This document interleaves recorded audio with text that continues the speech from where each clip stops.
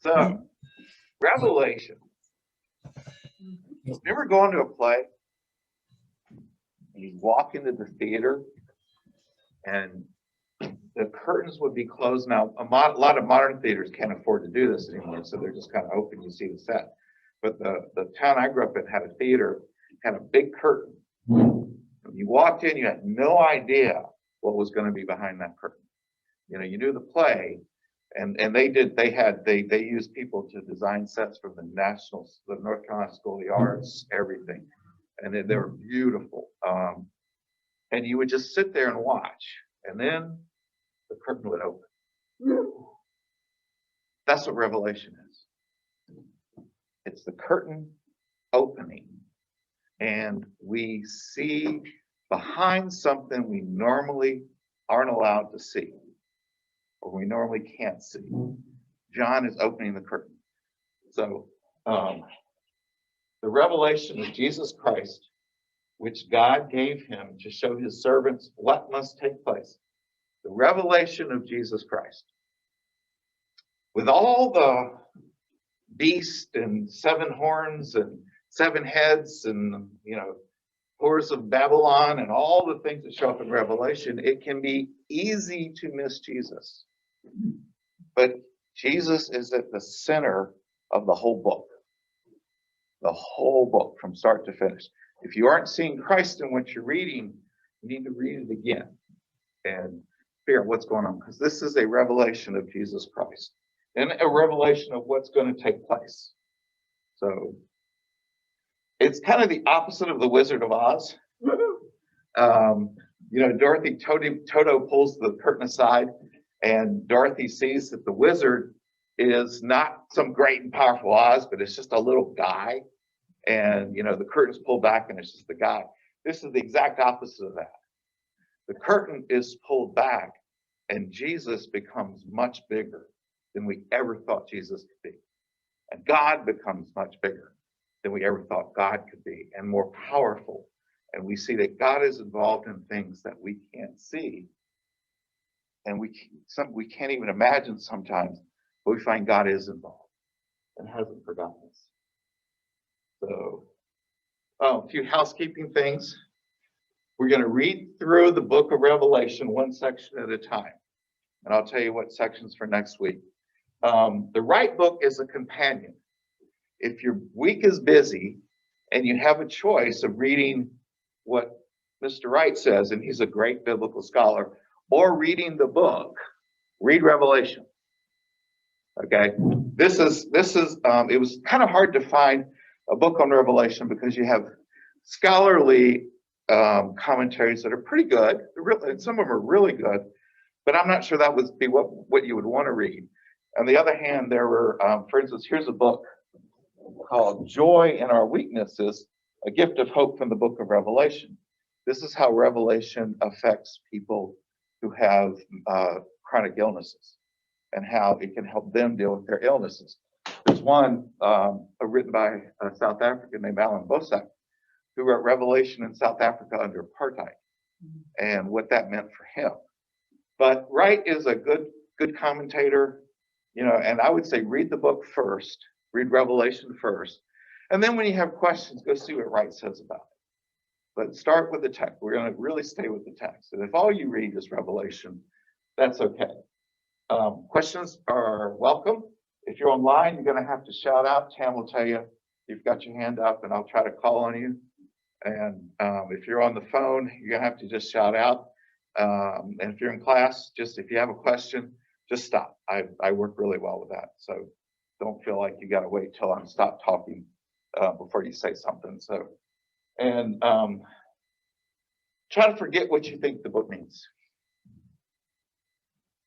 My first experience with Revelation was through a book called The Late Great Planet Earth by a man named Hal Lindsey. I was in 9th grade and somebody gave me the book because they thought I needed to read it, and I read it through. And indeed, Hal Lindsey had gone through the book of Revelation and other books of the Bible, and according to him, Jesus was going to come again by 1984. remember to read that stupid book, 1984. It didn't happen. No. In case you wondered, Oh, okay. it didn't happen. And I read a lot of books about the second coming, because when you're in ninth grade, that's a really cool thing, and to prepare for this course, I actually watched the movie Left Behind, which I don't necessarily recommend, but everybody's raptured away and Jesus is coming soon and all that. Well, the book of Revelation isn't as much about that as we think it is. And what my story is, after reading that book and realizing that Hal Lindsey was wrong, and then reading people who had written in the 18th century who were writing the same thing. Jesus is coming back soon. The signs are definite and da da da da da. So be ready. He could come back at any time. And he didn't come back then. He didn't come back when Hal Lindsey said he would. It hasn't happened yet. And I just I don't think I want to spend a lot of time investigating this. I just left it aside. And occasionally it would come up in my daily readings, and I'd read through it, and it was kind of interesting, but I never really knew what to do with it until I got asked to do this course. And I've had one heck of a time, great time, just reading about Revelation and getting back into it, and I hope some of that enthusiasm rubs off on you. Because like I said, I always thought it's a book that tells you when Jesus is going to come again. Everybody's read it, it's been wrong. But it's so much more than that. So don't think of it as like when this happens and this happens and this happens, or this is this, because you can make a lot of symbols mean a lot of things. Ronald Wilson Reagan. 3 names, 6 letters each name. 666. Lived at 666 Bel Air Drive. One of the signs of the mark of the beast is he will be wounded in the head and recovered. James Brady was shot in the head when Reagan was shot. I do not believe Reagan is the Antichrist. Peter, Yeah. why do people predict the coming of Christ when the Bible pretty plainly says that not even the angels in heaven will know? I don't know. They follow that up with send me your. The first time somebody did that was around the year 200. So it's been it's been going on for a long time. I think they get excited about Jesus coming back, and it's there's a certain sort of person that loves kind of this putting clues together, and conspiracy theorists are like this. They usually see a fact here and a fact here and a fact here and a fact here, and you put them all together, and Reagan's the Antichrist. Except he wasn't. He was very bad at it because he's been long dead, and nothing happened, and Reagan was never worshipped or anything like that. So there was the people who did the Left Behind movies, and there was going to be a series of them. One of the guys in the PR department put out an advertisement that looked like a news flash. It was on Christian radio. And it said, newsflash, we have just discovered that in Belgium, all the European Union common market at that time has linked all their computers together to one big computer they're calling the Beast. And that computer will read marks that are put on people's hands and foreheads so they can buy food for goods. Well, that's part of sounds like Revelation. Well, it was an advertisement for the movie. And people were believing that it really was. And to this day, you can still find people who will tell you there's a computer in Belgium called the Beast. And the producer got up to a group of people that he was talking to them, and he told them that story, and they just looked crestfallen. It was like, well, I thought there really was. And when times get bad, I've had probably more people within the last year ask me if I think Jesus is coming soon than I have in the previous 30 years of my ministry. I mean, We want hope. The book does give us hope, but not quite the way we want to grab hold of it. But you're right, people. Jesus said, I don't know when I'm coming back. So why do we think we do? But, we play with it. Your assignment for next week is, it says, blessed is the one who reads aloud the words of prophecy, and blessed are those who hear and who keep what is written in it, for the time is near. On our website, and you don't have computer access. Do you have a CD player? Okay. On our website, we're going to put a reading of the book of Revelation by yours truly. So it's an amateur reading. But I want you to sit and listen to the entire book in one sitting. It takes an hour. Took me an hour to read it. It's not as bad as it sounds. I tried to make it interesting, but that's the way it would have been received at John's hearing. When the letter was passed around to the 7 churches, they would have read it aloud in the church, and people would have gathered together and they would have heard it together. Blessed is the one who reads aloud the words of the prophecy, and blessed are those who hear it and keep what is written in it. So maybe we'll be blessed for doing this. But I just thought that if we just take it in bits and pieces, sometimes you don't get the whole flow of the book, the whole flow of the story. And it tells a story. And you don't read a novel a paragraph at a time. Some books you just rip through. So if you could read the Da Vinci Code or Harry Potter or whatever book started in one sitting, you can read Revelation. It's not that hard. So That was the chapters 2 and 3 up there. Are they out of the that's Bible? for next week. But we're supposed to read that out of the Bible. Out of the Bible, yeah. Okay. Yeah. All right. Listen to it and then read chapters 2 and 3 and use right as you want for that. Quick question. Yeah. What, about when did he write this? I'm going to get to that Oh, So, right now. okay. Okay, first of all, it is Revelation. yes. The password for our Wi-Fi here is Revelations, because our office manager was a Pentecostal and that's the way she heard it. It is not Revelations. It is the revelation, the revealing. In Greek, it's Apocalypsis Ioanne, the apocalypse of John. And apocalypse means revelation. That's all it means, revelation. It is not written by the same person who wrote the Gospel of John or the letters of John. The Greek is way too different. The circumstances are different. The theology is different. It's not the same person. It is a specific type of literature.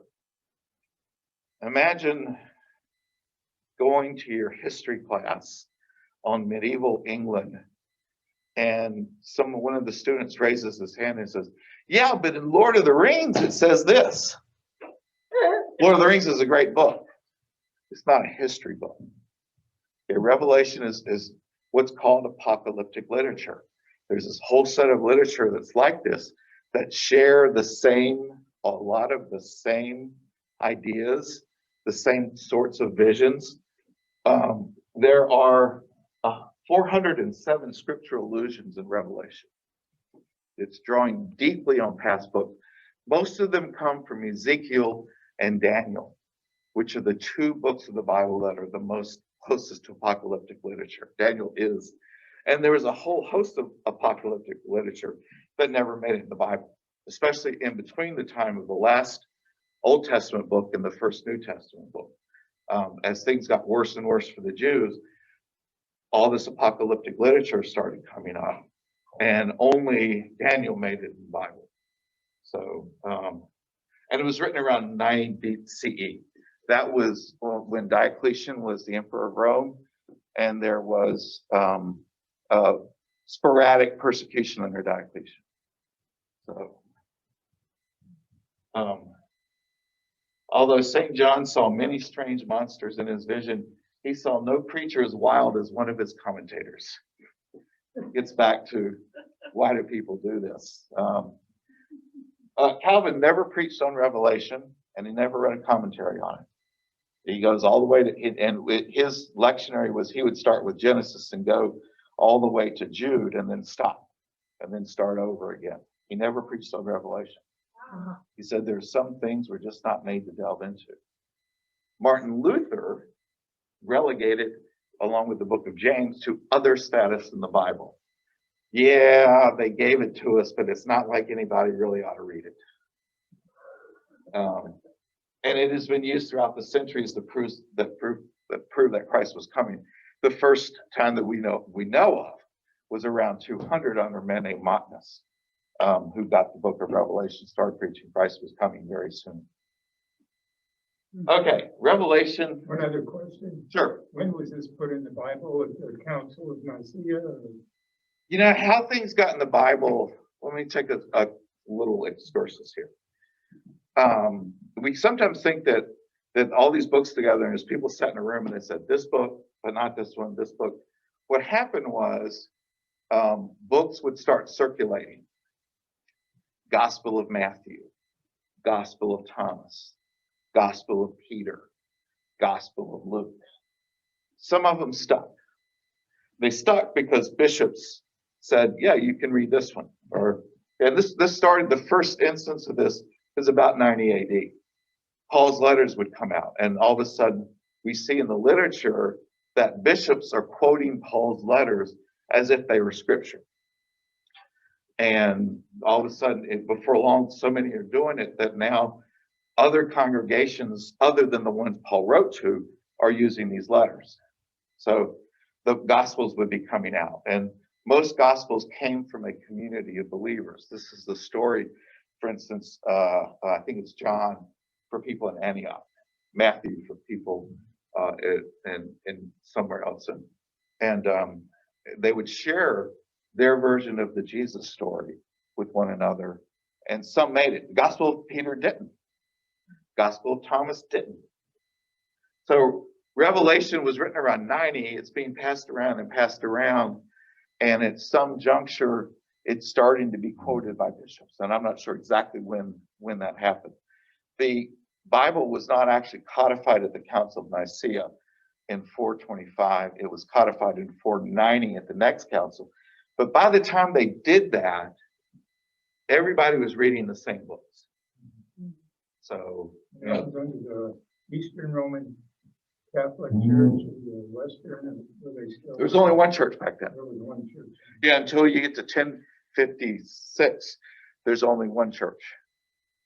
There is a Eastern and Western branch of that church, but there's only one church, and the books of the Bible, they all agreed upon. So, and Rome was, by this time, Rome is just a bystander. Their empire's fallen apart.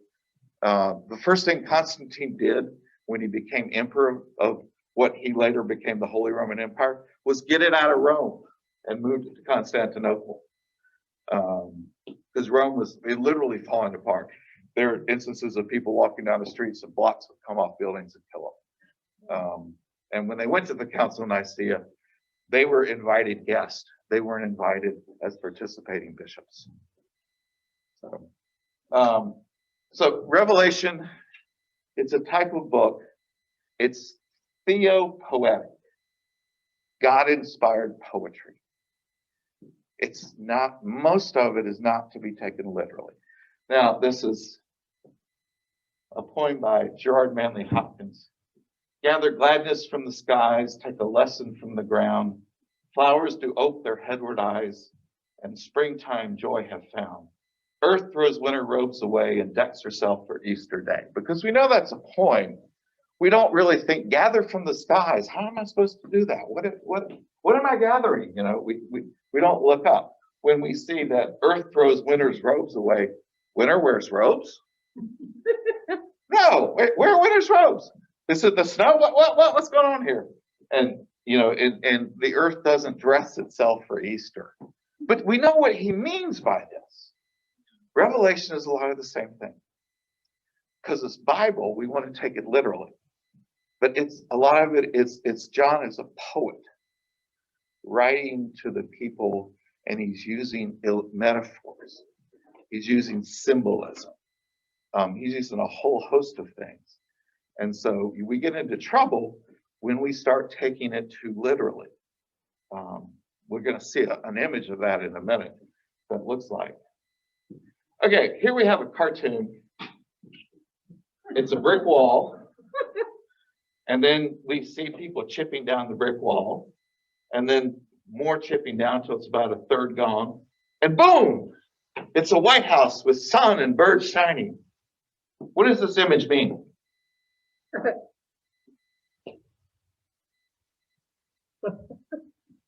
What if I told you it was penned in August of 1974?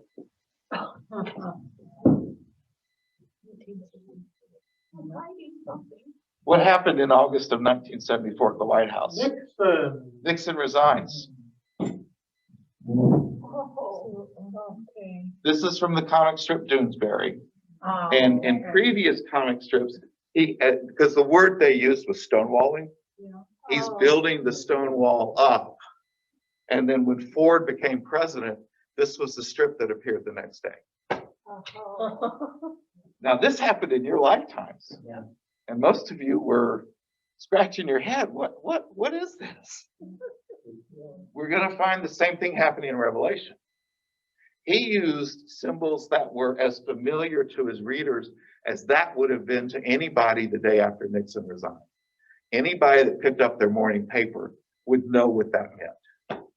If it appeared in one of today's papers, you go, huh? Huh? I mean, it's time specific, and there's nothing in the context of that that tells you what it means. Revelation has some things like that. There are groups of people. We don't know why Jesus hates them, but he does. There's some symbols that we know. There's other symbols that are just kind of, people get a white rock. Why? At some point, people are you'll see next week, one of the churches, the people who hold out are given a white rock. Okay, they get a white rock. I think we missed that one. We'll see this symbol. Now, going back to what we said before, we don't take this literally. We're going to go over this in more detail and find out exactly what's going on here. So, and that symbol relates to this symbol, which is from Daniel, apocalyptic literature. This is the statue of Nebuchadnezzar that he had in his dream. And it relates to the statue, to the previous picture of Jesus, and we'll go over that in a little bit. There's theopoetic numbers. Things happen, for instance, for 3.5 years, 42 months. That's half of 7. 7 is the perfect number. Combination of 4, which is the number of the totality of creation, both in terms of east, west, north, south, the 4 corners of the earth. By the way, corners is a metaphor. There are no corners to the earth. It is round. But we say that and we know nobody says, the earth doesn't have corners. What are you talking about? We know what we mean. Also, the 4 kingdoms of the earth, the fish, the beast, birds of the air, and the humans. So that's the totality of creation. So when you see the number 4 show up, which you will, it's talking about totality. 7, the number of perfection. 6, it's almost 7, but it's not. The beast is 666, not 7, not perfect, not to be worshipped, but doggone close. Doggone close. 10 is also the number of totality, and 12, tribes of Israel, apostles. And there's a part where there's 24 people around the throne, heads of the tribes, the apostles put together. So numbers often mean something. Sometimes we know what they mean, but not so much. So, it's theovisionary. Where there is no vision, the people cherish. It gives them something to live for. Visions do not suggest a new future. They also create the future within the presence. If Martin Luther King had not given his I Have a Dream speech, imagine how history would be different. That speech created the future for the civil rights movement. It had been going along for a while, but that just summed up everything. The Gettysburg Address was instrumental in the founding of our nation. It became part of our mythos, part of who we are. 7 years ago, our forefathers brought forth Lincoln tells the history, does so in a very poetic way. He cast a vision for who we are. Government by the people, of the people, for the people. He's envisioning this. He's just gone through a terrible civil war where that government was torn apart. And in the middle of it, he cast a vision for a new future that people could hang their hats on and go there. Revelation does that. The old spirituals sung on slave plantations. Children, we shall be free when the Lord shall appear. Give ease to the sick, give sight to the blind, enable the crippled to walk, raise the dead from under the earth, and give permission to walk. When a slave sings that, it's a little different than when we sing it. Now, symbols come with the context. Okay, so who wrote it? John. It's a pastoral letter. It's John's letter to the churches. I, John, your brother, he's related to these people who share with you in Jesus the persecution in the kingdom and the patient endurance. It tells you something about where the people are. They're experiencing persecution and they're being patiently enduring it. John was exiled. Perhaps they didn't like his preaching, whatever. But he was exiled on the island of Patmos. It's on the island that he has this vision. And it's not just for him. It's for the people of God. And so John is going to share this with the people of God. It's theopolitical. This is where it gets a little controversial. This was the empire, the Roman Empire. This was where the people lived. Now they lived in what is now modern day Turkey, the 7 churches. But Rome constitutes almost everything known at that time. All civilization. Very few empires were that large. Very few empires that were that all pervasive over the people. Very few empires have existed to do that. How does John present this empire to the people? I tried to get the worst picture I could of the prostitute of Babylon. But for John, that's the empire. That's the empire. Seductive, but not wholesome. This is, and we'll see time and time again, this is an empire of death. This is an empire of oppression. This is an empire that marginalizes you and sets you aside. Because you're a Christian, when the Rome was set in, the fire was set in Rome under Nero, first Nero blamed the Jews, but people didn't believe it because they knew Jews, and Jews are upstanding people. So he blamed the Christians, and everybody was able to believe that because Christians were kooks. They were just crazy. Went to the catacombs where they buried people and ate flesh and drank blood. Now we know that's the communion. But, Christians were a marginalized group at this time. And 7 heads on that beast. Yep, 7 heads. Now, to show you how this works, anybody feel the hair on the back of their neck go up when you see this? Imagine you're a very fastidious person and you never pay your bills late. You never have had an overdue library book. You always pay your church tithe on time. Everything in your life is decently in order. What are you going to think when you see that? What did I do wrong? And maybe my taillight's out. Or maybe something, something. I'm up to date. I'm not speeding. I'm not doing this. So, okay, now imagine that you're one of those people that bills usually get paid. Things fall through the cracks. Gee, where was that letter I got from the DMV last week? Oh, dear. What are you going to think if you see this? Whoops. Mhm. Okay, now imagine you're a mother sitting at home or a father sitting at home. And, I have a microphone, I'm wearing it, and I haven't turned it on. Ooh, too loud. You can hear without it, right? Okay. So imagine you're a mother sitting at home and your teenage daughter has taken the car to go to the store. And she texts you this picture. Mom, guess what? Now what do you think?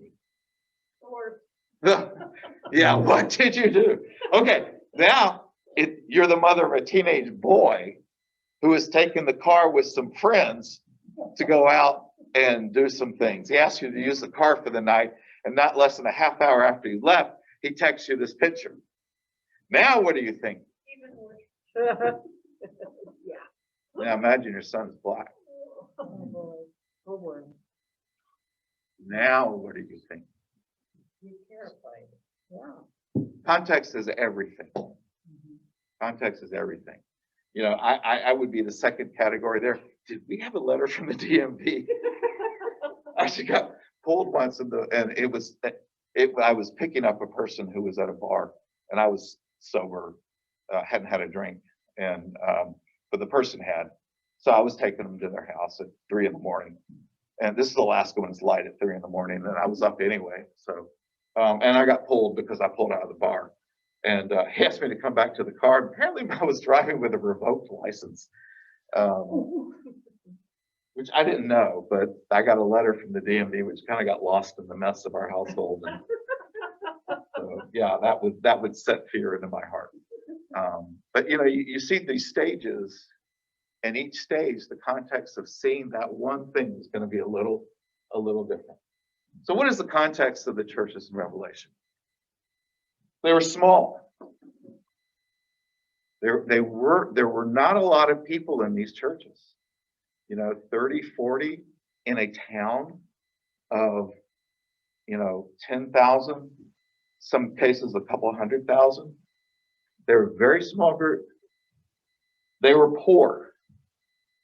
A lot of the early Christians were slaves because Christians treated everybody with dignity. And that was really appealing to slaves. In one sense, it's fascinating that the slaves brought over from Africa embraced the white man's religion, but they did because it was a vision of freedom for them. These people were poor. They were at best artisans. There might be one rich family in some of the communities that would open their house for people to worship in. But Christianity really had not hit into the upper classes yet. They were surrounded by people who worshiped different gods. Almost everybody else worshiped at least the Roman gods, if not their local gods. Now, the Romans had this policy where, okay, we're coming in, we're taking over your city. You can still worship your God, but you have to worship our gods too. That's all we ask. It's all we ask. You worship our gods, and you can worship your God in peace. Well, for Christians and Jews, that was kind of hard because they only believe in one God. And some of the persecutions that were probably going on about this time was when things were getting a little uptight, the Romans would gather all the citizens into the town square, and there'd be an altar there to Caesar, and you had to go throw a pinch of incense on the altar and say, Caesar is Lord. Christians couldn't do that. Because of that, they were seen as unpatriotic. Don't you love your country? Don't you love your empire? All you have to do is throw a little pinch of incense on the altar. What's wrong with you? Everybody does it. Do you not love your country? Huh? What's going on here? By the way, they were also seen to be against marriage because they didn't believe that marriage was for the sake of the state. They believed that marriage was the sake of the two people who were married. Roman licentiousness is kind of a myth. When you're young, you could do it, but once you got married, you became a citizen of the state, and even your sex life was given to the state. And Christians didn't believe that. They were seen as licentious. People thought they were ridiculous. You go to catacombs and eat flesh and drink blood. One of the earliest incidences we have of the word Christ in physical archaeological data is in a catacomb, and it's a picture, crude picture of a man with a horse's head or a donkey's head, and it says, I forget the guy's name, Bartimaeus or something like that, worships his Christ. He's an ass for doing it. And they were Christian communities with all the problems that came with Christian communities. You know, there's no, you get 20 people together in a community and you're just going to have problems. And that's just part of the deal. And they had all the problems that went with being a Christian community. Can you see any ways that this would relate to us? Yeah, we're, I don't know if you saw the news story. Currently, only 47% of the people in this nation register an affiliation with a congregation. Yeah. And I don't mean Christian congregations. I mean any congregation, Jewish, Muslim, Sikh, Buddhist, Christian, whatever. Only 47%. We are becoming a minority. People who believe in God are becoming a minority. And so my wife was in a group the other night. She's done this thing called Clubhouse. And on Clubhouse, people get together and they share on phone what they do. And she's in groups that talk about reselling clothes because that's her new side hustle. She goes to bargain bins, buys a pair of pants for $1 and sells them for $40. And she's getting other people to kind of help her out with that. But she makes stoles for a living. That's her full-time job. And the things I wear around my neck. And somebody asked what she does for her living. She said, I make stoles. And there was kind of a, what are those? And she mentioned, well, they're for clergy. And somebody said, how did you end up with doing that? That's kind of a weird thing. And she goes, oh, my husband's a pastor. Long silence in the room. And finally, one of them says, what's that like? And there was another woman in the room who was also a pastor's wife, and she had previously talked with her. Well, she started telling the person some of the things our church does. And they were amazed. They had never heard of a church that did some of the things we do. They think of church. They think of the mega churches. They think of churches that have almost replaced Jesus with Trump, or at least in their eyes. They think of churches that are defined by who they hate. They don't have a very positive image of the church.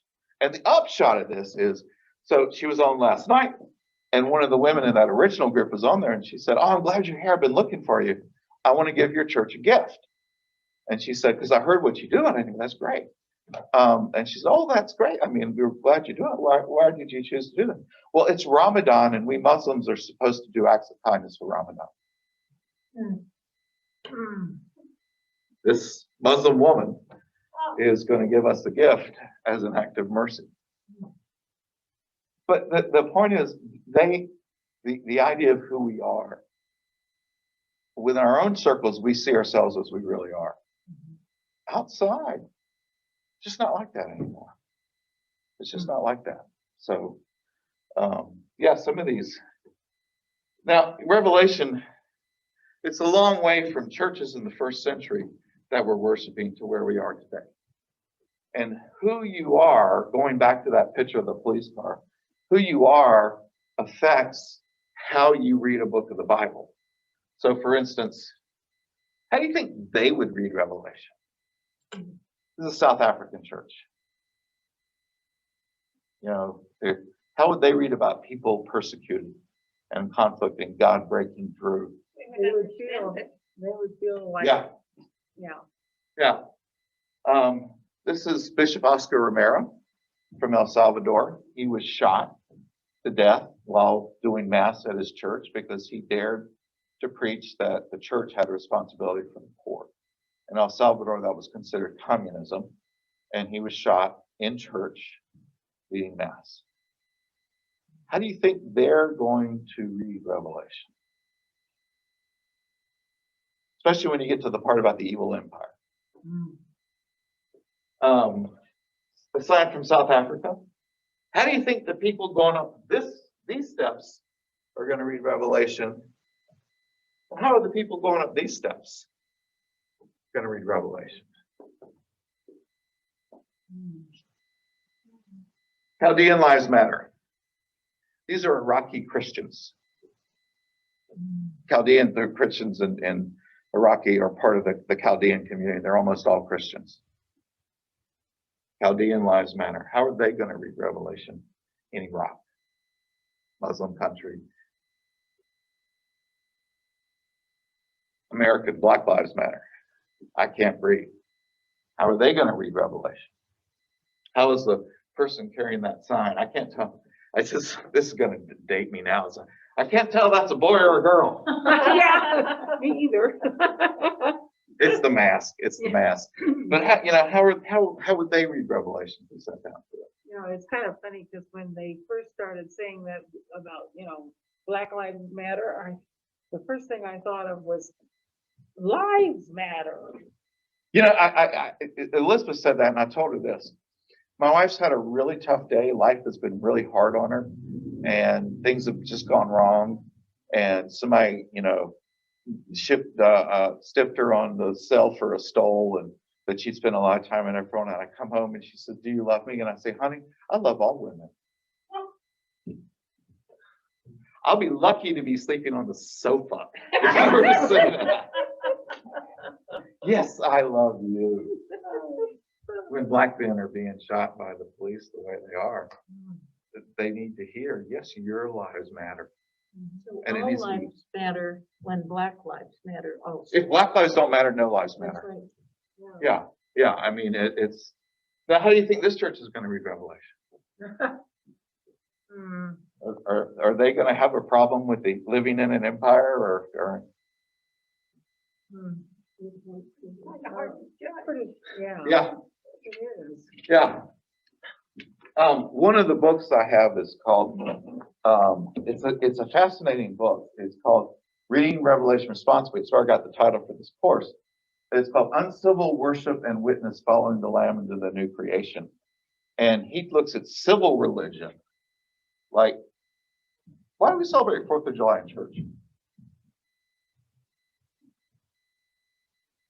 We celebrate Memorial Day. Shouldn't we talk about people like Oscar Romero, who are martyrs for a cause, for our cause? I mean, and he's asking questions, hard questions like that, and saying, how are we involved in empire? How are we involved with our state? And by uncivil religion, I mean civil religion is where we have a flag in church, we do a 4th of July, we sing God Bless America in the service, and I'm sorry, but if you're Irish and sitting with us, it's just going to hurt. And he says that we need to be a little more careful. So it's a detailed book, but if you're interested in that sort of thing, I recommend it. Okay, who is John? Now, didn't you say he was not the one? He was not the one who wrote the Gospels. Of the writer of the gospel. No, or the letters. Didn't you just say that he was on Patmos? He was in exile. He'd gotten in trouble with the government. This is John who wrote the book? This is John who wrote Revelation. Not the Gospel of John. The Gospel of John is called John the Evangelist, the writer of the Gospel of John. The John who wrote Revelation is called John the Theologian or John the Divine. Okay. From early on, it was thought to be two different people. So I, John, who share with you in Jesus the persecution of the kingdom. So he is a persecuted person. He knows their situation. Was only on of Patmos because of the word of God and the testimony of Jesus. I was in the Spirit on the Lord's day, and I heard behind me a loud voice like a trumpet saying, "Write in a book what you see and send it to the 7 churches, to Ephesus, to Smyrna, to Pergamum, to Thyatira, to Sardis, to Philadelphia, and to Laodicea." Those are the 7 churches we're going to look at next week. But he's this guy who's gotten into trouble with the government. He's exiled to an island, and he has a revelation given to him by God. And he's sending it to he clearly knows these churches. And okay, so going back to Numbers, 7 churches, what is 7 the number for? Perfection. So it's not just the 7 churches. It is the 7 churches, but it's more than the 7 churches, because it's 7 that tells us this is really meant for all people, all churches. These but the churches are here in modern day Turkey, and here's Patmos out here, and then Ephesus. They lost Ephesus for a while, and they found it. It had been flooded over, and so ancient Ephesus disappeared for a while. I think it was the early 20th century they found it, and it's an incredible city. They have indoor plumbing. Wow. Yeah, I mean, first century they have indoor plumbing. And then the other churches are clustered in that peninsula right there, Anatolia Peninsula. So these are real churches that are going to hear this. At the same time, it's not limited to those churches. Okay, so we're going through the first chapter this week. So just so you know what we're doing. Then I turned to see whose voice it was that spoke to me, and on turning, I saw 7 golden lampstands. What are the lampstands? Well, read on, because he's going to tell you what they are. We're lucky on this one.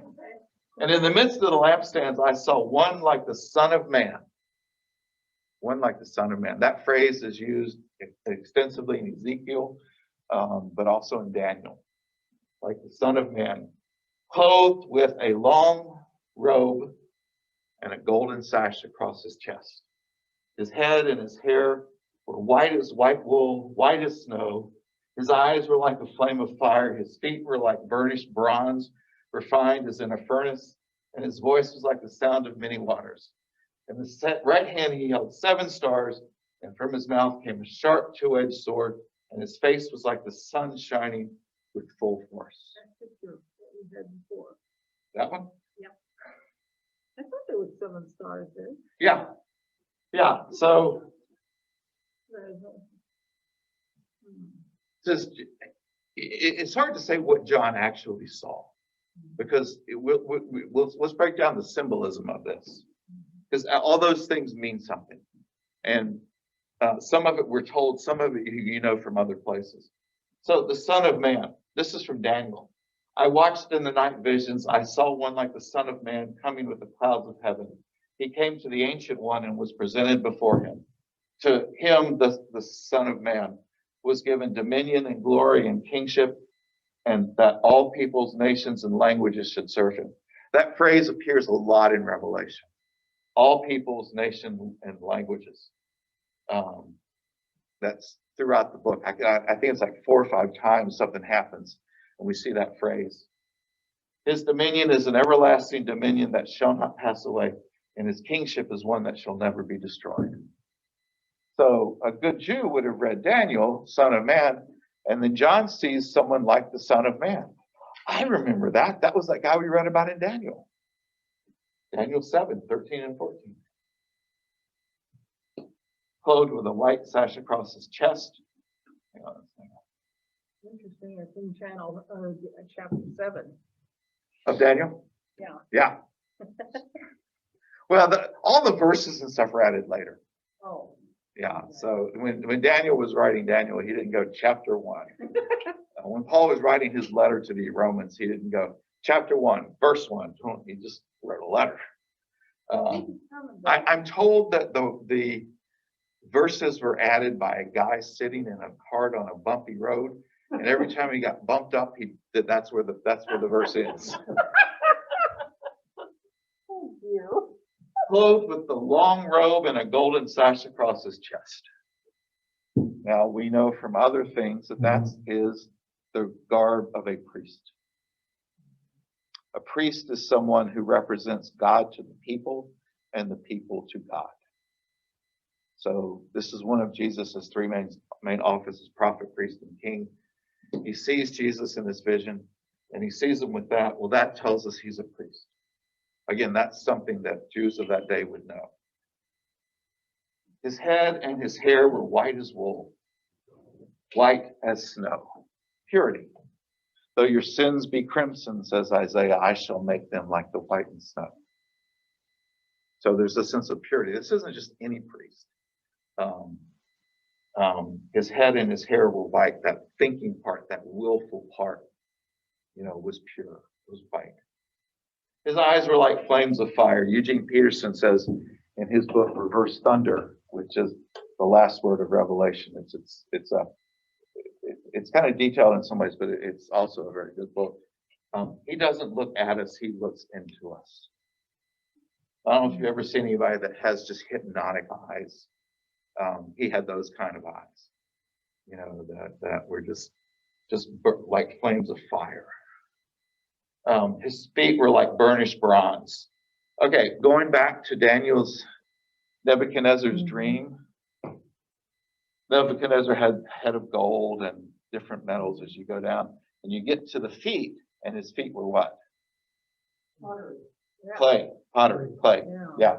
In other words, looks good from the top up, the foundation is lacking. And the Son of Man, his feet were like burnished bronze. Bronze is a very, very strong material. Steel rust, other materials, gold is not very strong. Bronze is both ornamental and it's strong. Those were his feet. All the other kingdoms have feet of clay, not the Son of Man. And remember, he owns all kingdoms and dominions, but his feet are not of clay. His voice was like the sound of many waters. I don't know if you ever sat by the ocean and just listened to it roar. There's depending on what the weather is like, there's something very calming about it. But I don't know if you've ever been out in a pre-hurricane when it's doing that, it's scary. It's like a lion, boom, boom, waving against the rocks, boom, boom. It's got both of those, same sea. And his voice is like the sound of many waters. In his right hand, he held 7 stars. Now, in that day, they knew of 7 planets. Planets were called moving stars. Oh. They didn't know what a planet was. They didn't have telescopes. They just know, wasn't that star over there last night? And if you're out doing a lot of navigating by night, you get to know the night sky. Well, because these certain stars moved around, they figured there's some astrological symbolism to that. So, for instance, it is possible that about the time Jesus was born, Saturn and Jupiter did this strange little dance where, because of the difference of our position to them and their position to one another, if you looked at the night sky, it looked like they did this. Jupiter, Saturn beats Jupiter, Jupiter comes back, Saturn beats Jupiter. All that happened in the constellation of Leo. And it would be easy for the wise men to go, Leo, that symbolizes the Holy Land. That's what we should go there. They believe that the stars foretold our future. That our destiny was in the stars. Well, this guy holds the stars in the palm of his hand. Your destiny is not in the stars, because guess who holds the stars? Christ controls our destiny. From his mouth came a sharp 2-edged sword.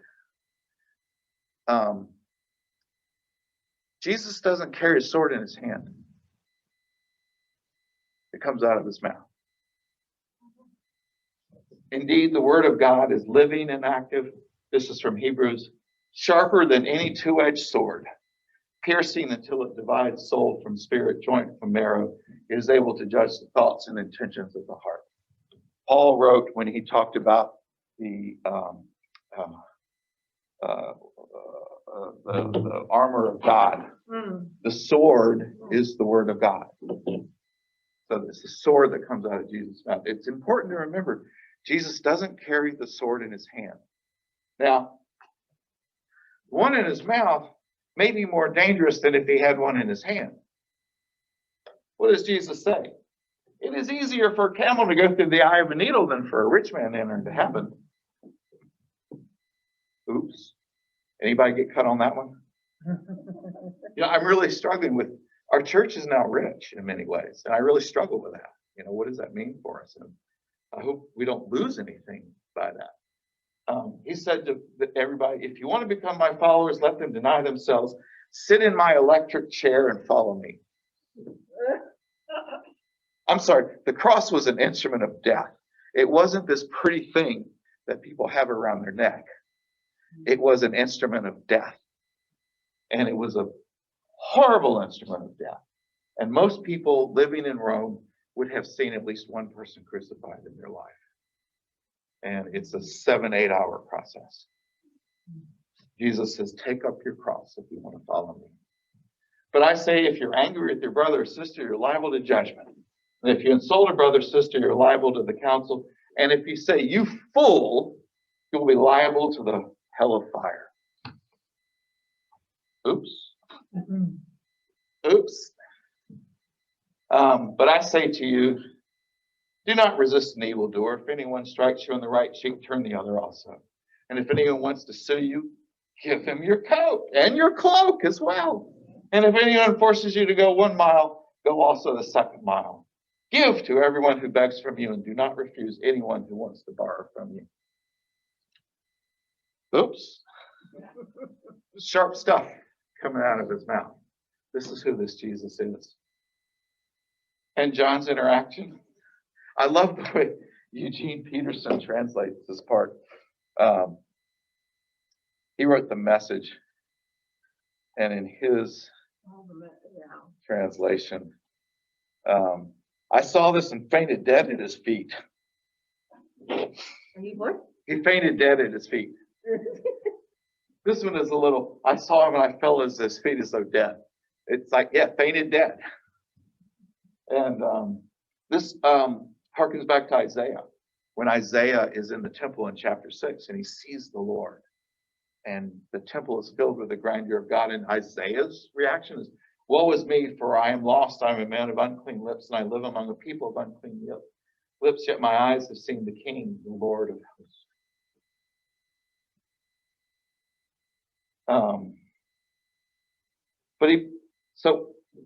How does Jesus interact with John?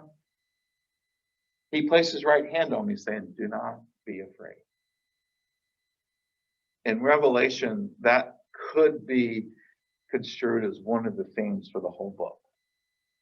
Do not be afraid. There's a lot of death that happens. A lot of good Christians die. Do not be afraid. I am the first. I was there when the earth was made. I am the last. When the sun dies down and people are no more, I will still be there. I am the living one. I am not dead. I was dead, and see, I'm alive forever and ever, and I have the keys of death and Hades. There's a lot of death in Revelation. A lot of people die in Revelation. The key figure, though, is always Jesus. But Jesus is the Lamb who was slain. Jesus also dies in Revelation, or we see Jesus, in his power on the throne. He's a lamb that was slain. But he's alive forever, and we will see the saints share in this new life. And then the vision tells John, write what you have seen, what is, and what is to take place after this. As for the mystery of the 7 stars, I told you we would get to that. The 7 stars are the 7 golden lampstands. The 7 stars are the angels of the 7 churches. And the 7 lampstands are the 7 churches. So sometimes we get an image in Revelation like 7 lampstands, and we're told what it is. Sometimes it's something everybody else there would know. Sometimes it's a scriptural allusion. But in this case, he just comes out and says, okay, the 7 lampstands. John's going, lampstands? What? Huh? And Jesus goes, 7 churches, 7 churches. Oh, yeah. Okay, Jesus, got it. Got it. And that's what we're going to look at next week. The 7 churches, and each church, the Spirit speaks a word to the church. And they're all different, And I'll tell you in advance, some of it we don't know what it means. We don't know what about Balaam or the Nickelodeons. I'm not sure how to pronounce that, but and Nickelodeon's a TV channel, so I'm sure I'm just defaulting to that. But we're gonna look at what Jesus thinks of the church, and each of the 7 churches, I think we can see something of ourselves in all the churches. At least I hope we can. Questions? Probably a lot. Well, enjoy your reading, and Tom's gonna post the reading, the me reading it on the website, and I really encourage you to kind of take that seriously and sit and listen to it. When will that probably be on? Probably Friday, and I'll make a CD of it and give it to you on Sunday. Oh, okay, sounds good. So I didn't want to burn CDs for everybody if they can get online. No, I don't. So let's close in prayer. God, we thank you for faithful witnesses like John, who open up their lives to you in such a way that they experience things that we'll never experience, and saw things we'll never see, but who transmitted those to us, who gave them to us, so that we could see through his eyes. As we go through this book, help us to see through his eyes, but more importantly, through your eyes. In Jesus' name we pray. Amen. By the way, has everybody here been vaccinated? I just got my second one last Friday. So we can be, you're getting your second? I've had to. You've had to? I'm fully vaccinated. I'm fully vaccinated. I have about another week or so for my after the second shot. Okay. Yeah, so do I, because I had mine on, well, no, this is. Okay, started first. we can be a little more laxadaisical on the mask if everybody here has been vaccinated. So That would be nice. I took this. For the people at home, the books are in. If you come by the church office tomorrow, you can pick them up. If you don't, I will get one delivered to you. Marlene will put one in the mail for you to Klamath Falls. Okey doke. Okay, thank you. We Yeah. aren't supposed to know who the angels of the 7 churches are yet, do we? We don't get their names. Okay, So they're just, but we're Generic not supposed angels. to know that yet. no. Okay. Are you jumping the gun? Well, I just, trying to be teacher's pet? no,